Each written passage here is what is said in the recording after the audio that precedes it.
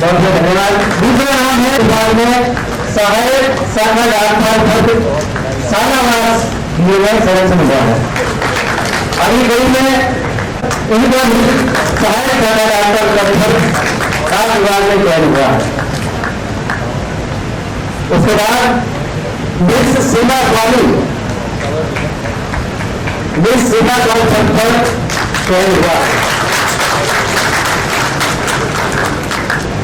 Railway जो है clerk कम typing पद पर हुआ है रेलवे डिपार्टमेंट में।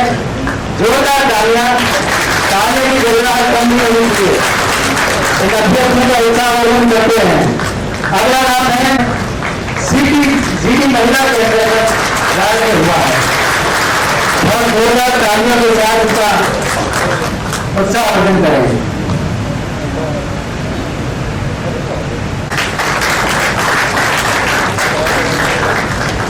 श्री राजेश कुमार के बाद अगला नाम है श्री नवीन द्वारा टाटा राजन में सिलेक्शन हुआ है।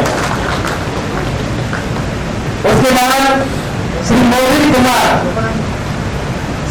कुमार इनको भी डाक विभाग में डाक सेवक पद पर 10 में सिलेक्शन हुआ है।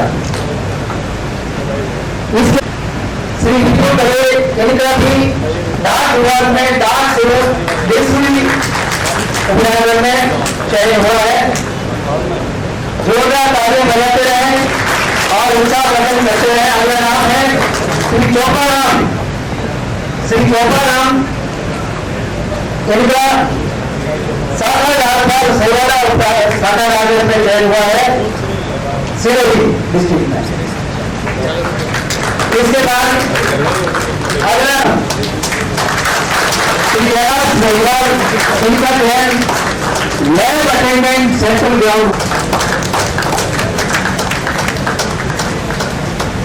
इसी के द्वारा भी बहुत बहुत धन्यवाद मुख्यमंत्री की मात्र प्रदान की जाती है। मैं आग्रह करता हूँ कि इन सभी 25 अभ्यर्थियों को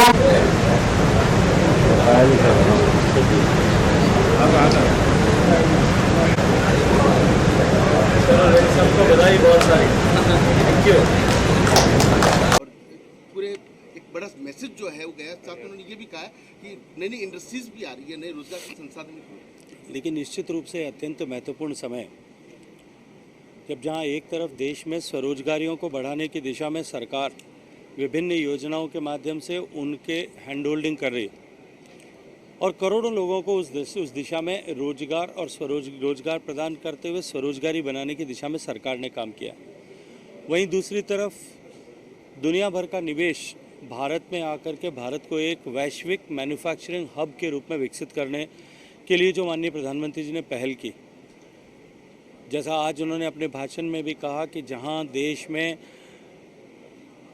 करोड़ों रुपए के मोबाइल और इलेक्ट्रॉनिक इक्विपमेंट्स हर महीने आयात होते थे, वहाँ आज भारत दुनिया का दूसरा बड़ा निर्माता और निर्यातक देश बना है। इसी तरह से जो कटिंग एज इंडस्ट्रीज़ हैं, कटिंग एज सेक्टर्स हैं, उन सब सेक्टर्स में भी भारत में विदेश की ऐसी सारी प्रमुख कंपनियों का निवेश होना भारत में नए रोजगारों के सृजन की दिशा में एक महत्वपूर्ण अवसर पैदा करता है। इसी के साथ साथ में सरकार के नौकरियों में भी भारत सरकार के विभिन्न विभागों मंत्रालयों में उपलब्ध पदों पर भर्ती प्रक्रिया को सुगम बना करके, भर्ती प्रक्रिया को सरल बना करके और समयबद्ध तरीके से भर्ती पर प्रक्रिया पारदर्शी रूप में हो सके, माननीय प्रधानमंत्री जी का इस पर विशेष बल रहा है। और लगभग हर महीने, आज 5 महीने से लगातार प्रत्येक महीने हम देश भर में 70 से 75 हज़ार लोगों को इस तरह से रोजगार प्रदान करा पा रहे हैं। मैं ये मानता हूँ कि जिन लोगों को आज रोजगार का नियुक्ति पत्र देश भर में मिला है या इससे पहले भी इन 4 अवसरों पर मिला होगा, ये उनके लिए एक अत्यंत ही अविस्मरणीय अवसर उनके जीवन में होगा कि एक व्यक्ति को जब रोजगार मिल रहा है उस दिन देश का प्रधानमंत्री उनको खुद संबोधित करके उनका उत्साहवर्धन कर रहा है।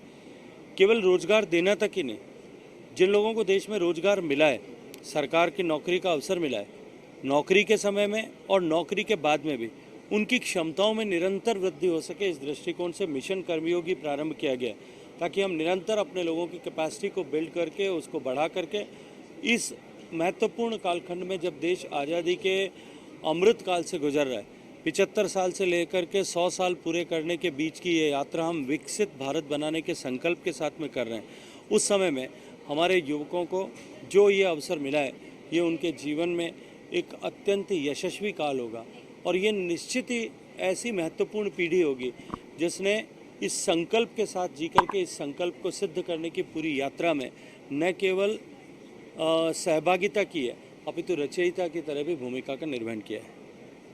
बस।